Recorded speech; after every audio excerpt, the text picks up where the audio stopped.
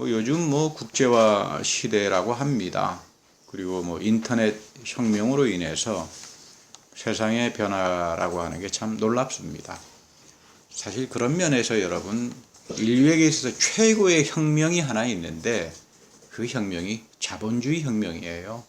자본주의가 일으킨 혁명이 인류의 모든 것들을 다 바꿔놓습니다. 과학기술의 혁명이라고 하는 것도 다 자본을 기초로 해서 나타나는 거죠. 흔히 자본주의를 비판하고 사회주의를 이야기하는 사람들도 이 부분에 대해서는 아무런 대답을 하지 못하고 비판도 하지 못합니다. 우리 역시 오늘 이 기술혁명 때문에, 기술이 일으켜놓은 혁명 때문에 이렇게 온라인으로 예배도 드립니다. 그런데 성경은 다르게 말해요. 세상이 빠르게 변하고 세상이 뒤집어지고 하지만 그거 다 변한다. 그리고 그거 오래가지 않는다. 이게 성경의 대답입니다. 아름다움도 변하고 지식도 변하고 명예도 권세도 지금 너희들이 누리는 과학기술 그거 별거 아니다. 이것이 성서가 이야기하는 우리에게 주는 지혜의 말씀입니다. 이 베드로 사도가 오늘 아주 중요한 말씀을 하지요. 그러니까 우리는 다시 태어난 사람들이다. 다시 태어났다. 여러분들은 세상에서 태어났지만 하나님 말씀 안에서 다시 태어난 사람이라고 말합니다.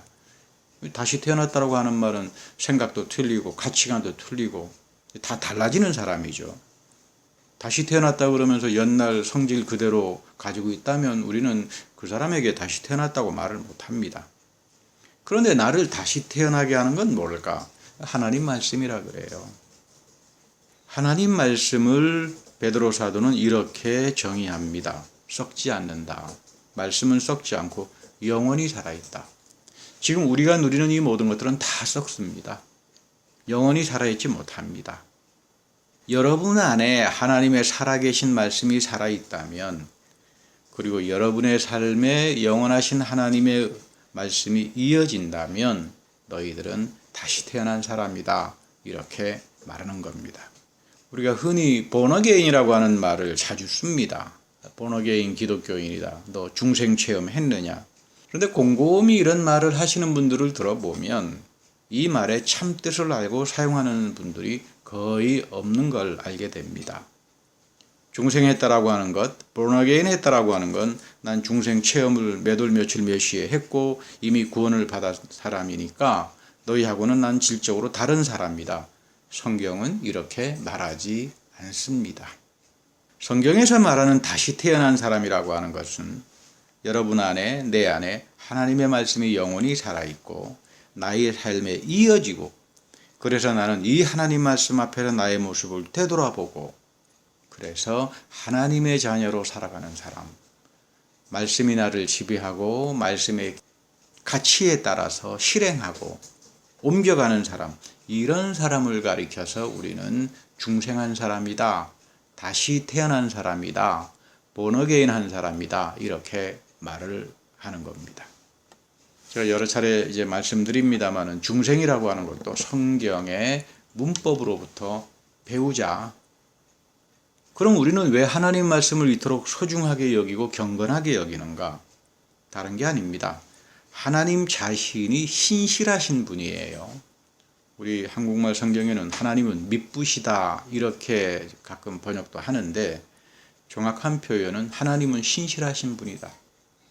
하나님은 하시는 말씀, 계명, 약속, 축복이 모든 데에 대해서 거짓이 없다 이 말이에요.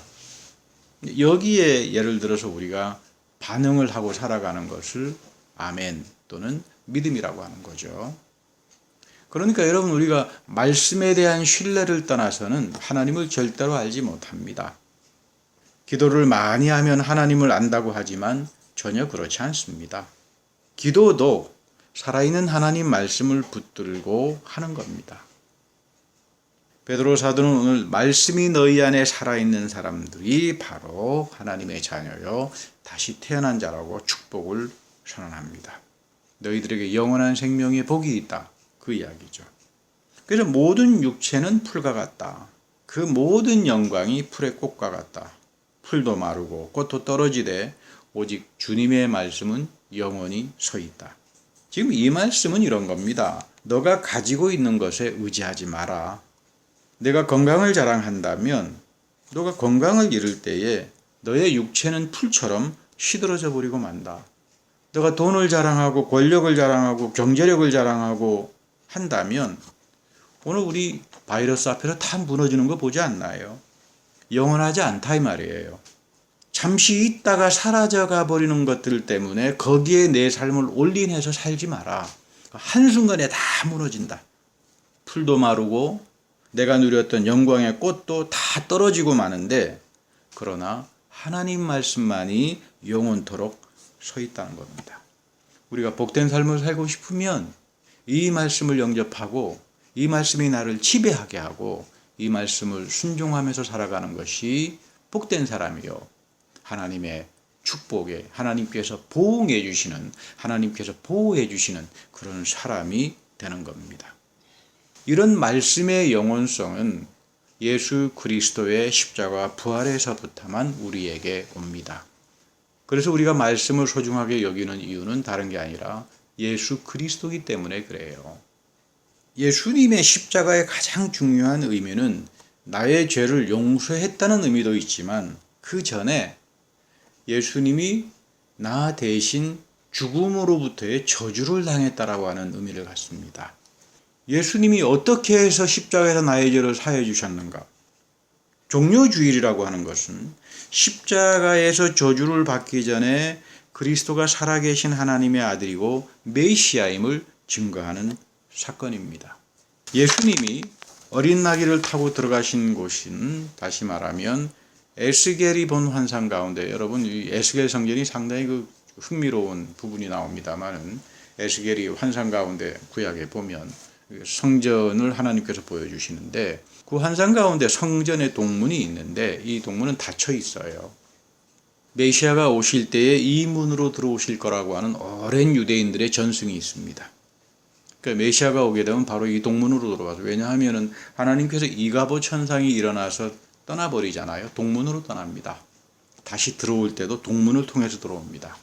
닫혀있기 때문에 사람이 이 문을 열지 못합니다. 메시아만이 이 문을 열고 들어올 때에 하나님의 영광 쉐키나라 그러죠. 하나님의 영광이 떠나버린 것은 이가봇인데 하나님의 영광이 다시 성전에 임재하고 여러분들의 삶에 임재할 때 이것을 쉐키나라고 표현하는데 이 사건이 나타나고 하나님의 충만함이 우리들 삶 속에 나타나고 그래서 우리는 형통과 복된 삶으로 살아가는데 예수님께서 십자가에서 저주를 받기 전에 이 예루살렘 성전의 동문으로 입성하는 겁니다.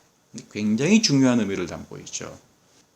우리 갈라디아서 3장 13절에 보면 오늘 사도 바울 선생이 하는 이야기죠. 그리스도께서 우리를 위하여 저주받았다. 율법의 저주에서 우리를 속량하셨는데 기록된 바 어디에 기록되어 있죠? 신명기에 기록된 겁니다. 신명기에 보면 나무에 달린 자마다 저주 아래 있는 자다, 저주받은 자다라고 말을 합니다. 예수님께서 왜 저주를 받았을까? 죽음이라고 하는 것은 죄로 인해서 옵니다. 세상 사람들은 건강하지 못하니까 의사들은 수명을 다하니까 죽었다고 하지만 성경은 그렇게 말 안 합니다. 아담과 하와의 죄로부터 해서 사망이 왔다고 합니다. 그래서 여러분 죄의 싹슨, 죄의 귀결은 저주요 사망이다. 그러니까 우리에게 온 죽음을 성경은 저주라고 말합니다. 그러니까 여러분 이 저주 앞에서 두려워하지 않을 사람이 없어요. 소크라테스가 우유의 독배를 먹고 죽었다고 하지만 사실 그 속에는 굉장한 두려움이 있었을 겁니다. 왜? 죽음이 저주로 오기 때문에. 예수님도 그래서 죽음이 저주라고 하는 걸 알기 때문에 겟세마네 동산에서 그토록 피땀 흘리면서 기도하는 겁니다. 이 저주를 나에게 피하게 해 주십시오. 그러나 예수님은 철저하게 순명합니다. 하나님에 대한 순명을 통해서 이 저주의 죽음을 이제는 축복의 죽음으로 바꿔놓는 겁니다. 예수가 죽음으로써 내 죄를 사했다라고 하는 말은 가장 소중한 말은 여러분들이 교회에서 세례를 받고 성만찬에 참여하고 성별을 받고 예배에 참여하는 일원이 될 때에 여러분들에게 저주로서부터 오는 죽음은 더 이상 여러분들을 공포스럽게 하지도 않고 더 이상 여러분들의 삶을 해롭게 하지 않습니다. 그래서 우리는 죽을 때 잠을 잡니다. 그렇게 성경에 보면은 이 잠을 잔다라고 표현하는데 이게 평화를 이야기하죠. 죽음이 더 이상 예수 그리스도의 생명 안에 있는 사람들에게는 저주로서의 효력을 발휘하지 못한다. 그래서 여러분, 우리가 가장 소중하게 여겨야 되는 축복은 교회 다닐 때 하나님께서 내 죄를 사해 주셨습니다. 그리고 이제 저에게는 저주로서의 죽음은 거쳤습니다. 하나님이 정해놓으신 너는 흙에서 왔으니까 흙으로 가라라고 하는 자연사로서 이제 나는 죽음으로써 하나님께서 허락해 주신 영원한 생명인 부활에 참여합니다. 이거를 여러분 늘 가슴속에 담고 살 수 있어야 합니다. 우리 예배소서에서 보면은 아주 중요한 말씀을 합니다. 구원이란 무엇일까? 죄 사함이라고 말합니다. 이제 더 이상 우리가 구원이라고 하는 거, 뭐 죽고 천당 가는 거 이렇게 알지 맙시다. 성경에 그런 말 없어요. 성경에 보면은 구원이란 무엇일까? 죄 사함이에요. 무슨 말입니까? 너가 저주로부터 너에게 내렸던 죽음, 이것이 거두어져야만 우리가 영원한 생명의 구원으로 가는 거죠. 그래서 이 죄사함이 일어나는 사건이 예배 시간입니다. 그래서 하나님께서 이 예배 시간을 가장 사랑하고 우리를 새롭게 하길 원합니다. 그러나 오늘 우리가 이 바이러스 시대에 얼마나 하나님께서 진노를 하셨으면 모여서 예배하는 것 같이도 허락하지 않으실까라고 하는 그 표적, 그 상징적인 의미를 우리가 잘 깨닫고 살아가야 합니다. 하나님의 말씀은 세 가지 차원에서 우리를 만나줍니다. 첫 번째는 성육신된 말씀이다. 성육신이라고 그러죠. 말씀이 육신이 되었다. 우리 요한복음에서 말씀합니다마는 가장 중요한 내용입니다. 예수님이 말씀이 되셨잖아요. 말씀이신, 영원하신 말씀이신 예수님이 육신이 되었잖아요. 그러니까 우리가 이 말씀을 사랑하는 거죠. 이 요한복음에서 말하는 말씀이 육신이 된 이유는 나를 저주라고 하는 죽음에서부터 해방시켰기 때문입니다. 그래서 세례 요한은 예수님을 향해서 세상죄를 지고 가는 하나님의 어린 양이다 이렇게 말합니다. 그 누구도 죽음의 문제, 저주의 문제 이거 해결하지 못합니다. 이거를 해결하시는 분은 하나님의 아들인 어린 양이신 예수 그리스도의 십자가의 죽음밖에 없다라고 하는 거예요. 이 앞에서 나는 이제 영원한 생명을 얻고 죄사함의 은총을 얻고, 그래서 하나님께서 이런 사람들을 의롭게 여겨주셔서 성령을 보내주시고 나와 동행하면서 내 삶을 형통하게 인도해 가는 겁니다. 그래서 이 예수 그리스도만이 흥해야 되고 나는 망해야 된다. 이게 우리 세례 요한의 고백이고, 우리 사도행전을 볼 때도 그렇습니다. 성령의 능력이 뜨겁게 역사하고 하나님의 능력이 펄펄 뜨는 것은 다 살아계신 예수 부활의 능력 때문이에요. 어떤 교회가 능력이 있는 교회인가? 예수 이름만을 높이고 예수 말씀을 사랑하고 말씀에 올인하는 사람들, 이런 교회가 여러분 복된 교회고, 그리고 나는 이 예수의 말씀 앞에서 날마다 죽어야 되고 나는 망해야 된다라고 하는 영적 고백을 가진 사람들이, 다시 말하면 거듭난 사람이다 이렇게 말하는 거예요. 다시 태어난 사람들이다 이렇게 말하는 겁니다. 그러나 사람들은 항상 바리새파적으로 살려고 합니다. 자기 의로움을 드러내야 하고 공치사를 해야 되고 자기가 한 봉사와 희생을 의시되고 싶어 합니다. 이런 사람들은 절대로 해결을 하지 못합니다. 그래서 망하는 겁니다. 이 예수님의 경고죠. 누가복음 13장에 보면 빌라도가 갈릴리 사람들을 학살했잖아요. 그래서 사람들은 학살을 당한 사람들이 무슨 특별히 숨겨놓은 죄가 있나, 하나님께서 벌을 주셨나 하고 생각했습니다. 이것은 바리새파들의 가르침입니다. 오늘날도 보면 이런 유의 바리새파적인 가르침이 교회 안에 아주 깊숙하게 들어와 있어요. 여러분, 이거 영적 전쟁 해야 됩니다. 이 영적 전쟁을 하려면 우리가 하나님 말씀을 알아야죠. 너에게 잘못된 일이 생기면 이건 무조건 너는 죄를 진 자다. 이게 바리새파들의 이야기죠. 그런데 이 바리새파들은 죄를 해결하고 죄의 저주로부터 해방시킨 것이 아니라 사람들을 올가매고 위선자로 만들어버리고 기복신앙주의자로 만들어버리고, 그래서 예수님께서 이런 바리새파의 생각을 지금 뒤집어 버리는 거예요. 지금 너희들은 빌라도에게 학살당한 사람들이 죄를 많이 지어서, 너희들보다 죄를 많이 지어서 그런 줄 아느냐, 그리고 너희들은 학살당한 사람들보다 더 의로운 사람이라고 생각하느냐, 그런가 하면 실로암에 있는 탑이 무너져서 사람들이 죽었는데 이렇게 죽은 18명의 사람은 다른 사람보다 죄가 많아서 그런 줄 아느냐. 지금 코로나 바이러스 인해서 수많은 사람들이 미국에서 죽어갑니다. 그 사람 죽은 사람들이 너보다 특별히 죄가 많아서 죽는 줄 아느냐. 너도 마찬가지다 이 말이에요. 굉장히 중요한 이야기입니다. 바리새파적인 가르침으로는 죄나 저주의 문제를 해결하지 못합니다. 그래서 구원을 가져다 주지 못합니다. 죄를 해결하고 내 생명을 보호하시는 분은 하나님 한 분밖에 없고 너희들은 항상 이 하나님 앞에서 바른 자세를 가지고 너의 삶을 돌이켜보라. 내가 어디서부터 빗나갔는가? 내가 어디서부터 잘못됐는가? 그래서 여러분 죄라고 하는 것은 성경에서 하마르티아, 빗나갔다라고 하는 말이죠. 무슨 내가 끔찍한 죄를 지어가지고 여러분 우리가 무슨 세상에 나가서 끔찍한 죄를 짓고 삽니까? 그러나 하나님으로 자녀로 다시 거듭난 사람들은 양심이 굉장히 예민합니다. 내가 하나님 말씀으로부터 빗나간 것은 없는가? 내가 너무 영적으로 나태하진 않았나? 게으르진 않았나? 하마르티아, 하나님 말씀에서 빗나간 것을 성경은 죄라고 말하는 겁니다.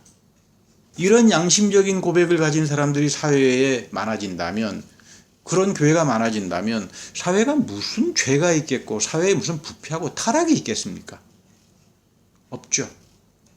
교회가 부패해지기 시작하고 사람들의 마음속에 하나님 앞에 바로 서려고 하는 자세이 없다가 보니까 종교도 망하는 거고 세상도 같이 망하는 겁니다. 제가 늘 말합니다. 회개라고 하는 말은 본래 성으로 돌아가는 겁니다. 원점으로 돌아가는 것을 말합니다. 내 자신의 영적 상태의 비참한 상태를 알지 못하는 사람들에게는 회개는 절대로 불가능합니다. 어린 양의 보혈이 내 영혼에 숨어 들어와 있어야 되고 여러분들의 가정의 문설주에 성령의 인이 인쳐진 사람들, 그리고 내 마음속에 나를 항상 새롭게 하는 예수의 이름과 능력의 영광이 나타나는 사람들, 이런 사람들만이 회개할 수 있고 거듭난 사람들이고 복된 삶으로 살아갈 수가 있는 겁니다. 사실 여러분, 내 자신의 연약함과 공공함을 알 때는 재난의 시간이에요. 어려운 시간을 경험할 때. 그 전까지는 우리가 낮아지지 못합니다. 사랑하는 사람이 죽어가는 상황에서 의술조차도 해결하지 못하는구나, 무능하구나. 자기 자신의 무능을 느낄 때부터 사람들은 비로소 자기의 본래성으로 돌아가고 회개라고 하는 걸 합니다. 그래서 성경은 나의 무력감을 느끼는 시간을 광야의 시간이라고 하죠. 하나님은 출애굽을 시켜서 이스라엘 백성을 40년간 광야 생활을 시킵니다. 요즘 식으로 말하면 한 일주일 12일이면 직행으로 애굽에서 가나안 땅으로 들어갈 수 있는데 왜 이렇게 40년을 뺑뺑 돌았을까? 광야 생활에서 이스라엘의 교만, 그 사람들의 자유로운 의지, 우리가 모든 걸 다 할 수 있다라고 하는, 다 내버리게 하고 철저하게 자신의 무능함을 체험하는 시간이 광야의 시간이에요. 그래서 여러분, 사도행전에 보면 스데반이 그 유명한 설교를 실장에서 하는데 우리의 교회는 광야의 교회라고 하는 말을 합니다. 그렇습니다. 오순절날 하나님은 성령을 보내서 너희들의 힘으로 절대로 교회는 만들어지지 못한다. 너희들의 광야와 같은 삶, 이 삶 속에서 성령과 말씀을 통해서 교회를 이끌어 가신다. 성령의 능력과 충만함도 하나님을 의지하는 사람들에게서부터 나오는 겁니다. 우리 신앙생활이라고 하는 것은 늘 광야의 교회다. 내 능력, 내가 믿었던 거, 이거 의지하는 것이 아니라 오직 예수 그리스도 안에 나타난 하나님에 대한 은혜와 축복과 그 섭리에 순종하며 살아갈 때에 비로소 여러분들의 삶이 거듭난 자로서, 다시 태어난 자로서 복되게 살 수 있다는 그런 말입니다. 두 번째는 기록된 말씀이 있습니다. 성경입니다. 하나님의 계시로 우리에게 주어지신 성경 말씀이죠. 성경을 읽고 기도하면서 하나님의 말씀을 듣습니다. 우리 오늘 읽었던 출애굽기 34장 29절을 보면 모세가 시내산에 올라가잖아요. 40일 동안 하나님과 교제하면서 십계명이 새겨진 두 돌판을 가지고 내려왔습니다. 최초의 하나님의 말씀이 기록된 거죠. 그때 모세의 모습이 이렇게 증거됩니다. 모세가 증거의 두 판을 손에 들고 시내산에 내려올 때에 모세는 자기의 얼굴에서 하나님의 광초로 인하여 나는 것을 깨닫지 못했습니다. 이스라엘 백성들이 보니까 모세의 얼굴이 광채가 나니까 하나님 말씀의 능력이 나타나니까 볼 수가 없었습니다. 이게 무슨 말이죠? 하나님의 말씀을 사랑하고 가까이 가는 사람들, 그 사람들에게 하나님은 우리에게 비춰주는 광채의 영광이 있습니다. 내가 인생에서 실패하고 돈을 남들처럼 넉넉하게 못 벌어도 배운 것이 없다고 해도 하나님의 말씀과 교제하는 사람에게는 반드시 하나님이 비춰주시는 영광과 권능이 있다는 이야기예요. 이 영광을 있는 사람들만이 어려운 시간에 세상에 나가서 승리하는 삶을 살 수 있고 성령의 인치심을 받을 수가 있는 겁니다. 이 영광이 임할 때 성도들의 얼굴에 변화가 찾아오는 거죠. 내 마음속에 항상 기쁨과 자원하는 심령이 물밀듯이 찾아옵니다. 그리고 모든 성경에 있는 하나님의 이적과 기사가 나를 위한 것임을 깨닫기 시작합니다. 성경에 보면은 이적과 능력을 사인, 표적이라고 말합니다. 사인. 그래서 우리 유대인들은 이 사인, 표적을 구하는 백성들이다. 우리 바울이 로마서에서 말하기도 합니다만은. 여러분, 이 사인이란 말이 참 중요하죠. 상징적인 의미다 그 말이에요. 60년대, 70년대만 해도 손수건 선물로 주는 게 유행했습니다. 잘 사귀다가 여성분이 손수건을 선물로 주면 이제 헤어지자는 이야기로구나. 그래서 눈물을 짓고 잠 못 이루는 경우가 허다합니다. 60년대, 70년대 젊은 청춘을 보내신 여러분들은 대략 아실 겁니다. 여러분, 손수건이 갖고 있는 symbolic meaning, 의미가 뭐죠? 표적이 뭐죠? 이제 우리가 헤어지니까 눈물이나 닦으세요. 그런 뜻이잖아요. 이 손수건 나에게 왜 주지? 이런 사람에게는 상징적인 의미가 소통이 안 되죠. 하나님 말씀이 그런 겁니다. 이적과 기사라고 하는 것은 우리에게 영적으로 소통되는 그런 의미에서 사인이라고 말을 하는 거예요. 하나님의 능력과 기사와 기적이 나를 위한 상징적인 표적으로 드러나기 시작한다. 나는 홍해가 갈라진 사건을 믿지 못했습니다. 또는 나는 유월절날 하나님께서 죽음의 천사와 심판의 천사를 통해서 그 문설주에 인을 치고 그리고 생명을 구원한다라고 하는 그 의미를 저는 그 표적을 전혀 이해하지 못했습니다. 그러나 여러분들이 이 바이러스 시대에 많은 사람들이 죽어나가는데 그 사람들이 무슨 죄가 있어서 죽어나가는 것도 아니고 나도 똑같은 자인데 내 생명을 하나님께서 보호해 주시고 이런 것들을 체험하면서 생명을 보호해 주시는 홍해와 유월절의 사건의 그 표적이 symbolic meaning이 지금 나에게 이어지는구나. 여러분, 이거 볼 줄 알아야 돼요. 거듭난 사람들은 다시 말씀 안에서 다시 태어난 사람들은 하나님의 모든 신령한 사건을 내 삶 속에서 이어지는 것을 보고 살아가는 사람들입니다. 할렐루야. 여러분, 이거 굉장히 중요해요. 이 세계 속으로, 신령한 세계 속으로 들어가기 위해서 우리는 말씀을 붙들고 사모하고 간구하고 그 말씀으로부터 지혜와 지식과 삶의 모든 안내들을 받으면서 복된 삶으로 살아가는 겁니다. 세 번째는 이 말씀은 살아서 우리 영혼에 들어오는 시간이 예배 시간이고 지금 여러분들이 듣고 있는 설교 시간입니다. 바리새인들에게 예수님께 펄펄이 뛰면서 반대한 이유가 있었죠. 세리와 창기를 향해서 회개하라, 천국이 가까웠다 그러니까 바리새파들은 굉장히 좋아했습니다. 당연하지. 그렇고 말고 그랬는데 너희들 보고 회개하라 그러니까 이제 뚜껑이 열려버리는 거죠. 열받습니다. 내가 회개할 게 있어야 회개하지. 난 이미 다 구원받은 사람인데 나는 지금 하늘나라 가면 천국의 1등 칸을 내가 티켓을 가지고 있는 사람들인데 이 바리새파들이거든요. 예수님께서 어이없어 하는 겁니다. 바리새적인 정신이 교회 생활에 깊숙이 들어오면 교회는 심판당하고 망합니다. 믿음이라고 하는 것은, 믿음이 나를 복되게 하는 것은 나는 그리스도 앞에서 날마다 죽는다. 나는 그리스도 앞에서 영적으로 죽음을 경험했다. 나를 위해서 죽음의 저주를 거두어내신 이 십자가 앞에서 나는 날마다 죽어가고 주님 나를 긍휼히 여겨주십시오. 이것이 사도 바울의 고백이고 거듭난 자들의 고백이라야 합니다. 이런 사람들이 영적으로 이기는 자가 되고 이 재난의 시간 속에서 하나님의 축복을 경험하는 거죠. 우리 바울은 로마서 12장 1절에서 너의 몸을 하나님이 기뻐하시는 거룩한 산제사로 드리라 이렇게 말합니다. 이것이 너희가 드릴 영적 예배다. 이건 무언가요? 여기서 말하는 몸은 단순한 나의 몸이 아닙니다. 내가 몸담고 살아가는 삶 전체를 말합니다. 너의 삶을 말씀 안에서 거룩하게 살아가라. 너가 하는 비즈니스, 너의 직장, 너의 가정, 너의 자녀들, 이 모든 것들을 너의 것이라고 주장하지 마라. 하나님 말씀이 주는 지혜와 지식 안에서 너가 지금 누리고 있는 것들을 하나님 보시기에 예배가 될 수 있도록 살아가라. 그런 이야기입니다. 지금까지 나는 가정은 내가 잘나서 가진 줄 알았습니다. 내가 똑똑해서 자녀들을 가졌고 자녀들이 똑똑해서 공부를 잘하는 줄 알았습니다. 내가 능력이 있어서 돈도 많이 번 줄 알았습니다. 내가 실력이 있어서 좋은 학교를 나와서 권력을 주고 있고 이거 당연한 거지. 그렇지. 이렇게 생각했는데 하나님께서 그렇게 하지 말라 그러는 거예요. 그것은 너희들이 드릴 영적 예배가 아니다 이 말이에요.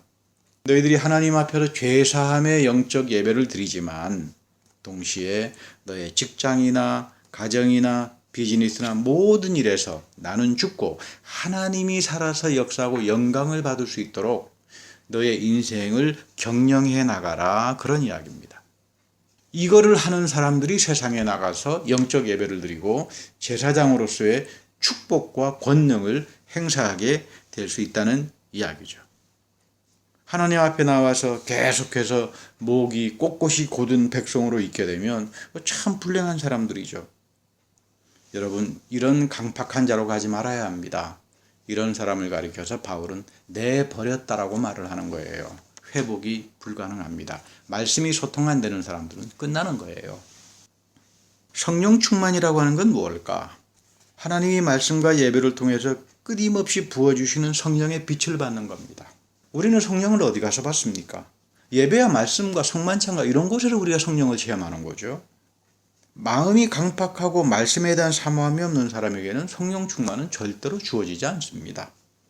어떤 분은 목사님 저는 성경은 모르지만 항상 성령 충만한데요. 이런 분도 계세요. 그래서 물었습니다. 성령이 무엇이죠? 그랬더니 기분이 좋아지는 거, 편안해지는 게 성령 아닐까요? 그렇지 않습니다. 성령은 하나님의 영이고요. 부활하신 그리스도의 영입니다. 그래서 우리가 삼위일천론적으로 성령은 하나님이라고 고백하는 겁니다. 하나님의 영이고 부활하신 그리스도의 영이시기 때문에 이 성령을 하나님은 예배를 통해서 말씀을 통해서 그리고 여러분들의 기도를 통해서 끊임없이 부어주기를 원하세요. 이 빛이 내 영혼에 스며들기 시작하고 내 영혼을 붙들고 각성시키고 하나님의 자녀로 거듭나게 하는 사람들, 이런 사람들에게서 형통이 찾아오는 겁니다. 재난의 시간에.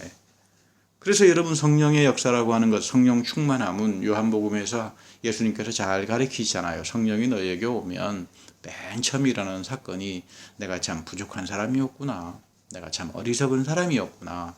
내가 하나님 앞에서 빗나간 것이 참 많았구나. 이 죄를 깨닫게 합니다. 두 번째는 내가 애통할 때 이 성령을 통해서 위로합니다.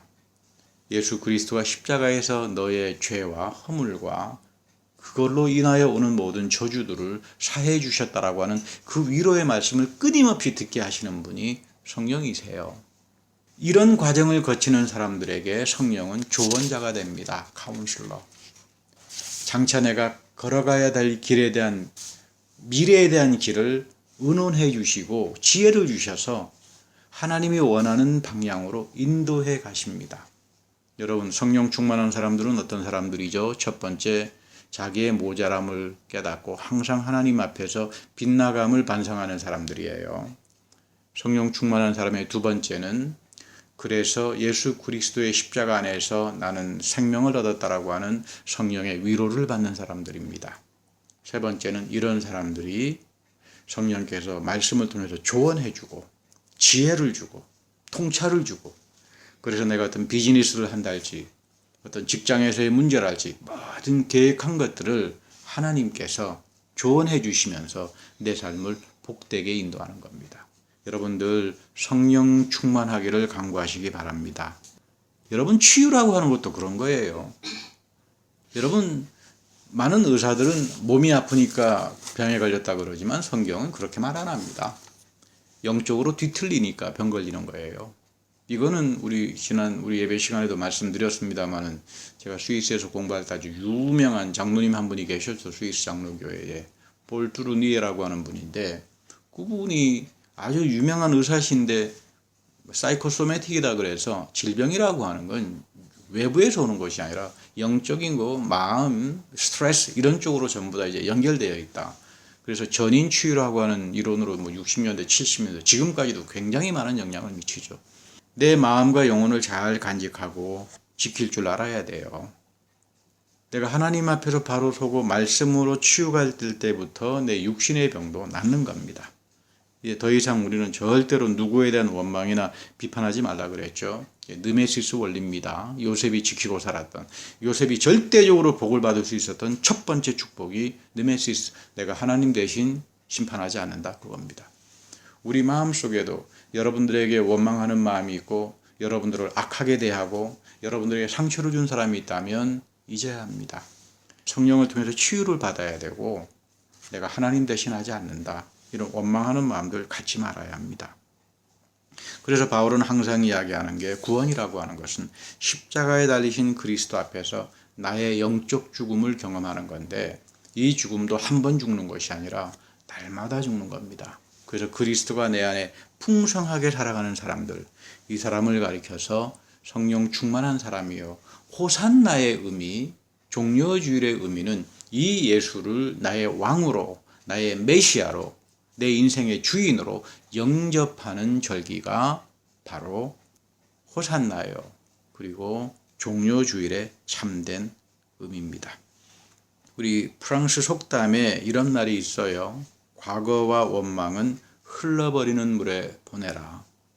그리고 내가 입은 은혜는 대리석에 기록해서 평생을 기억하라. 거듭난 사람들은 어떤 사람들일까요? 종려주의를 맞이하는 사람들의 믿음의 자세는 어떤 거라야 할까요? 내가 하나님으로부터 입었던 은혜는 대리석에 기입해서 잊지 않고 살아야 합니다. 그러나 세상에 나가서 내가 입었던 원망이나 상처나 이런 것들은 물에 흘려 내보내야 합니다. 그리고 심판은, 잘못된 것은 하나님께서 반드시 가르쳐 주신다라고 하는 그 믿음을 가지고 살아가는 사람들, 이런 사람들에게 성령 충만함이 있고 종려주일에 참된 축복이 있고, 이 엄청난 바이러스에 사람들이 죽어가는, 생명을 잃는 이 현상 속에서 바로 여러분들에게 하나님께서 생명을 보호해 주시고 축복의 삶으로 인도할 겁니다. 우리 다 같이 기도하겠습니다. 하나님, 우리가 참으로 어려운 시대를 보내고 있습니다. 베드로 사도를 통하여 너희들이 손에 쥐고 있는 것들 의지하지 말라고 했는데, 우리가 의지했던 경제, 정치, 가족, 비즈니스, 이 모든 것들이 지금 이 시간 바이러스로 인해서 무너지는 것들을 경험합니다. 이 세상이 무너지는 현실 속에서 영원히 살아계신 하나님만을 바라볼 수 있도록 우리에게 지혜 주시고 말씀을 깨닫게 하시고 성령을 부어주십시오. 바이러스로 인해서 죽어가는 사람들이 우리보다 죄가 많아서 죽는 것이 아니라 우리도 빗나가면 다 죽는다는 것을 알게 하시고, 이 험한 사태 속에서 유월절의 표적과 하나님의 구원의 손길을 깨닫게 하셔서 이 마지막 때의 구루터기의 믿음으로 남겨주신 생명 말씀의 교인들 하나님 인쳐주시고 이들의 인생을 복되게 하여 주옵소서. 우리 구주 예수 그리스도의 이름으로 감사하며 기도합니다. 아멘.